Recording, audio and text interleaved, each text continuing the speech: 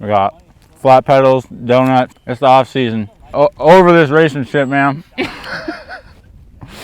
We're done.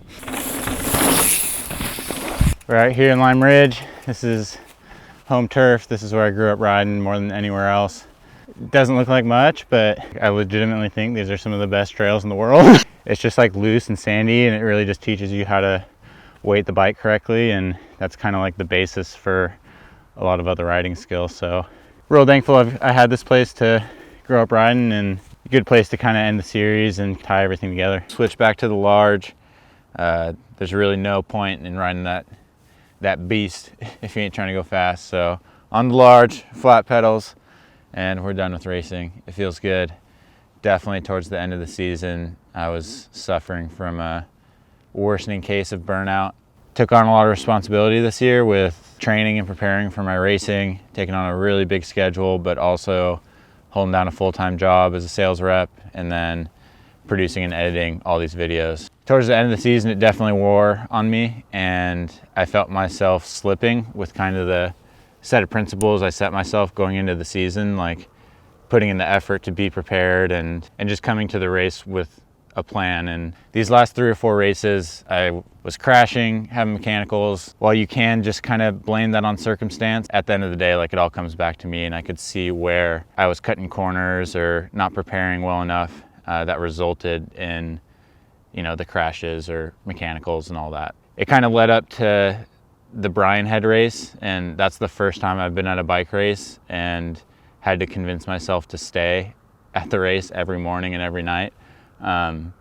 I really legitimately didn't want to be there, and mountain biking has always been like a really positive influence in my life. So as soon as it turned into something that I didn't look forward to doing and was causing me more stress than it was enjoyment, I kind of knew my season was over. Like, I'm not naive anymore to like the level of risk that I have to take to get the results that I want to, and it just wasn't adding up to me to put myself in that position to take on that risk and not be like 100% committed or prepared to racing at that level. So skipped the last race, did Sea Otter, and that was pretty much a write-off. I just rode my bike with no expectations and didn't get any good results. And that brings us to now, where we've had some time to relax, recover, and kind of just got my sights set on next year. It's the scene of the crime. Every time I'm up here, it gives me the heebie-jeebies. I hit this in 2014, so I was 17 at the time, and we were shooting a video out here. This was gonna be my, breakout video. Big progression, and to this day, this is probably one of like the gnarlier jumps, road gaps, whatever, stunts I've done. And just thinking back at that time, I was ready to fucking die to to do this shit. Does he live?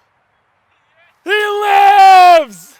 I definitely didn't have the skills to justify hitting this, but I just wanted to prove myself so badly to myself, but also other people, that I was just like, gnarly at riding bikes, and that was wrapped up in my identity like pretty heavily. And just like wrapping up racing and riding into my ego was definitely something I struggled with when I started riding and going into racing. Like, I kind of really tied what I thought of myself and really cared how other people viewed me as a bike rider. And when you kind of view riding in that context, like, at least for me, it pushed me to do stuff that was like really stupid. I've had countless crashes on dumb stuff where I was just trying to like flex for other people.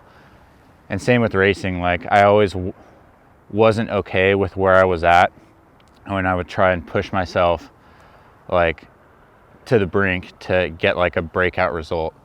And I think the biggest thing for this year was just being okay with where I was at as a rider, and just having the confidence to know that like I do have what it takes. It's just going to take work and like framing my racing in like a longer term set of goals, so that like every race I do isn't a failure if I don't win, and like it's just a stepping stone on the way to what I eventually like know I could accomplish. And it's just changing the expectation of like having that breakthrough result on the race day in the race run. Like that's not where that next step in progression happens. It's like it happens from all the work that you put in beforehand to like justify that next level. And that's what I try to do this year, instead of just sending gnarly race runs to see what happens and get the results, like just putting in the work in on the front end to like justify that level of progression. And this year I think that happened. Like I got my first 2 pro podiums, was able to ride consistently at a high level pretty much all year, and like stuff still happened, but I mean, this is the biggest step I've made in my riding since I started, really. Yeah, just gonna keep putting in the work so I can justify, you know, the next steps in my racing. The resemblance. Dude, honestly, props to young Brian out here. He might be getting the better of me. I mean, this trail is like a shell of its former self, but riding it, trying to do the same stuff, I'm actually like kind of impressed that I was able to pull it off.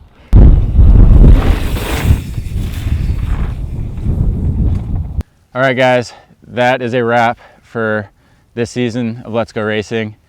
It's been a crazy year. At the beginning of the season, when I was pitching this video series to Vital and all my sponsors, I really had no idea how I was going to pull it off. And to be at the end of the season with this video series, healthy and with a really successful race season, I'm really proud of what I accomplished this year, and I hope that through sharing my story, you guys were able to pick up on a thing or two to apply to your riding or racing. I have to give it up to everyone that supported me this year. I tried not to inundate you guys with sponsorship plugs throughout the series, but Pivot Cycles, SRAM, RockShox, Turley Designs, Styled Health, and Maxxis Tires all really stepped up to support my racing this year, and it wouldn't have been possible without that support. And everyone at Vital MTB, really appreciate them giving me the platform to share my story with you guys. And I'm super pumped for next year. We've got some really cool stuff in the works, but that wraps it up for this season, and I'll see you guys next year.